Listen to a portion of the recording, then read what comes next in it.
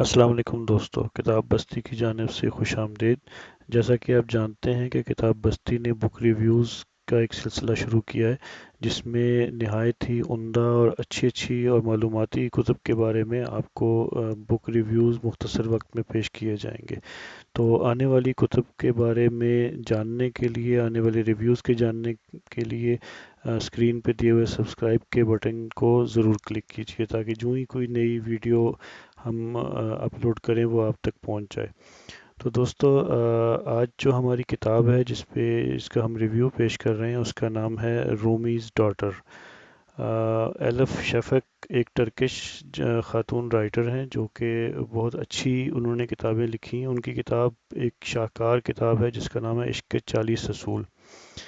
میں نے جب ان کی پہلی کتاب پڑھی تو مجھے ایک کردار نے اپنی جانب بہت متوجہ کیا، اور میں نے بےحد شدت سے صوفیانہ خاتون کے بارے میں مزید داستان پڑھنا چاہی، جو اپنے رومی گاؤں سے رومی کے گھر رہنے کے لیے سفر کرنے آتی ہے، اور وہ خاتون تھی رومی کی بیٹی کیمیا خاتون۔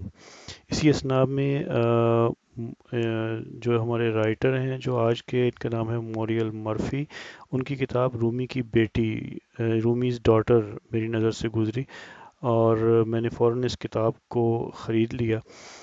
رومی اور شمس کے لازوال تعلقات اور صوفیانہ واردات کے علاوہ بھی اس کتاب کا ایک انتہائی اہم پہلو ہے جس نے اس کتاب کو اور دلچسپ بنا دیا، اور وہ یہ ہے کہ یہ ناول سچے واقعات پر مبنی ہے، اور اس میں 3 مرکزی کرداروں اور ان کی زندگی کو تبدیل کرنے کے لیے پیش آنے والے واقعات، خاص طور پر ایک نوجوان لڑکی کیمیا کے گرد گھومتا ہے۔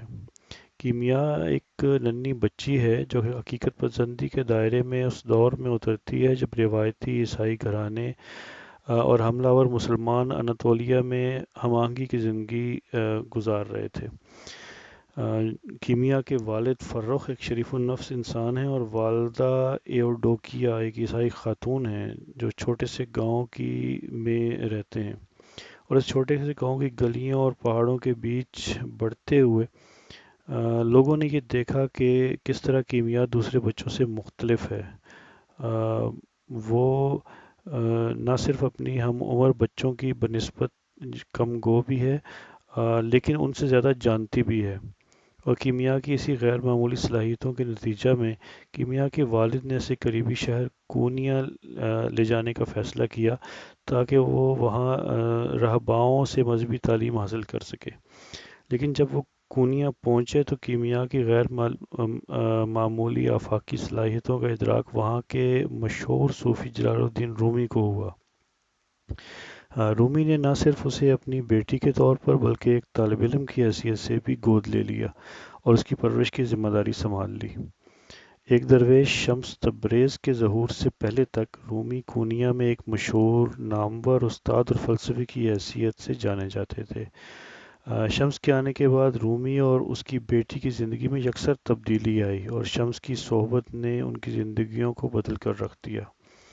مزید اس ناول میں کیمیا اور شمس کی محبت اور قربت کو مؤثر انداز میں بیان کیا گیا ہے۔ ان دونوں کی شادی اور کیمیا کی روحانی بے چینی اور بالیدگی کو بھی بہت مؤثر انداز میں پیش کیا ہے۔ میری رائے میں اس ناول کو پڑھنے کے بارے میں سب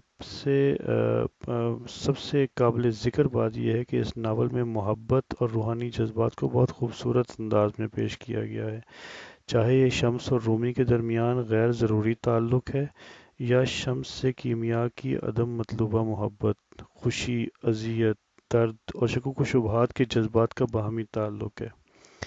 اگر آپ روحانیت کا تجربہ کرنا چاہتے ہیں اور جلال الدین رومی، ان کی صاحبزادی اور شمس کے بارے میں مزید معلومات حاصل کرنا چاہتے ہیں تو اس کتاب سے محروم نہ ہوں، اور اس کتاب کا مطالعہ جو ہے وہ جلد از جلد کریں۔ امید ہے آپ کو آج کا ریویو پسند آیا ہوگا۔ اپنے فیڈ بیک سے ضرور ہمیں مطلع کیجیے گا، اور آنے والی کتب کے بارے میں اپڈیٹ لینے کے لیے سبسکرائب ضرور کریں چینل کو۔ بہت شکریہ جی۔